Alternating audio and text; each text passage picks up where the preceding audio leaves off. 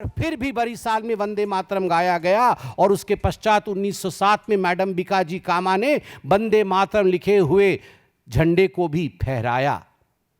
जो ब्रिटिश सरकार वंदे मातरम को रोक रही थी, आज वही कांग्रेस सरकार वंदे मातरम को रोक रही है।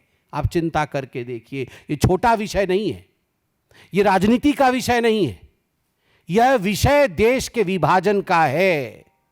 याद करिए 1937 से पहले कांग्रेस के अधिवेशन 1923 में काकीनाडा आंध्र प्रदेश में कांग्रेस का अधिवेशन हुआ था।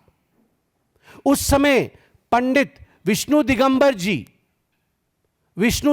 जी गाने वाले थे वंदे मातरम, संपूर्ण वंदे मातरम, मगर कांग्रेस के अध्यक्ष मौलाना मोहम्मद अली वो वॉकआउट करते हैं कि मैं नहीं गाने दूंगा संपूर्ण वंदे मातरम। और 1923 के उस प्रकरण के बाद 1937 में पहली बार नेहरू जी के कहने पर वंदे मातरम को विभाजित किया जाता है, उसे तोड़ दिया जाता है, केवल एक हिस्सा ही गाया जाता है। परिणाम क्या हुआ?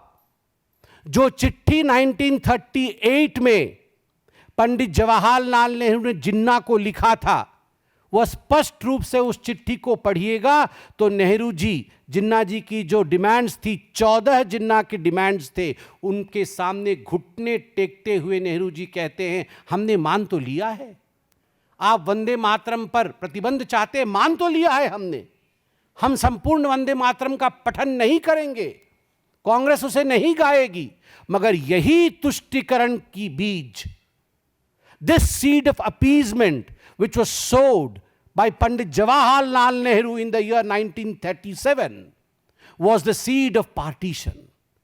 यह विभाजन का बीज बनता है।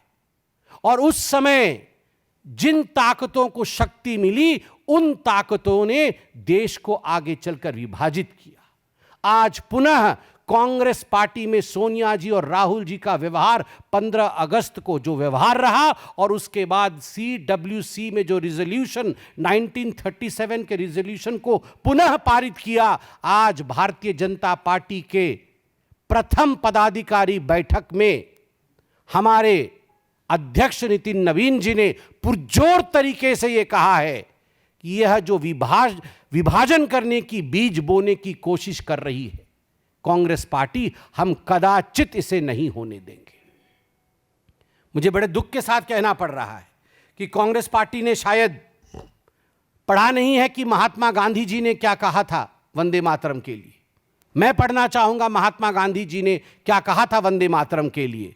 महात्मा Gandhi on Vande Mataram, no matter what its source was and how and when it was composed, it has become a most powerful battle cry among Hindus and Muslims of Bengal during the partition days.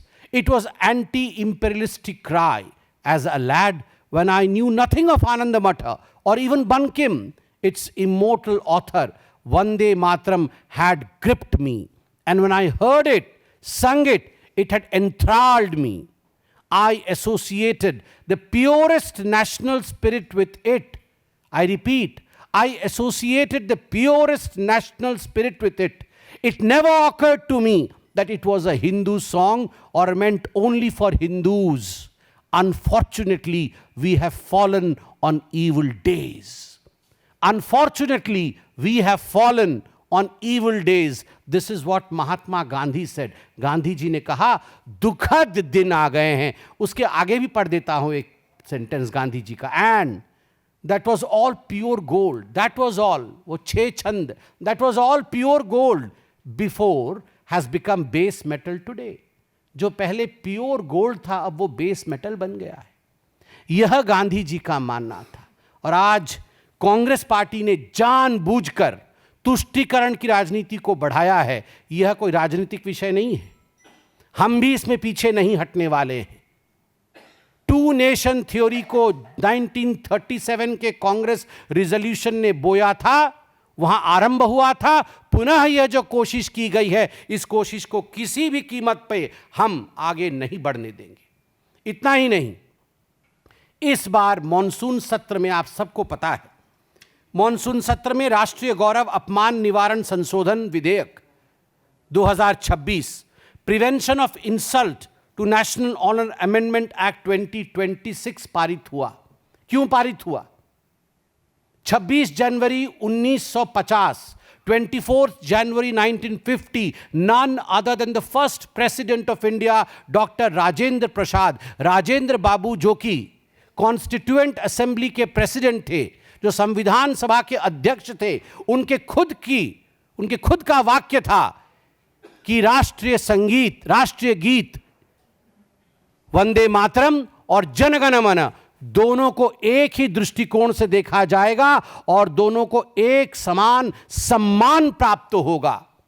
This is what he declared on 24 January 1950।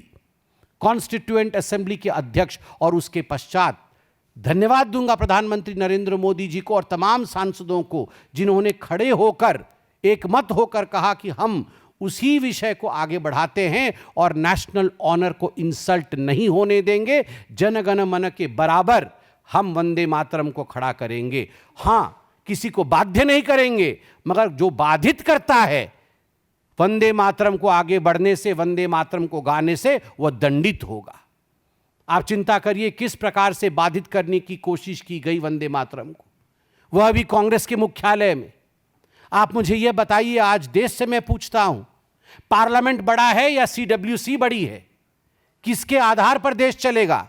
Parliament में जो निर्णय होंगे उसके आधार पर देश चलेगा या फिर सीडब्ल्यूसी की कमेटी में जो निर्णय लिए जाएंगे, जो रिजोल्यूशन लिए जाएंगे, उसके आधार पर देश चलेगा?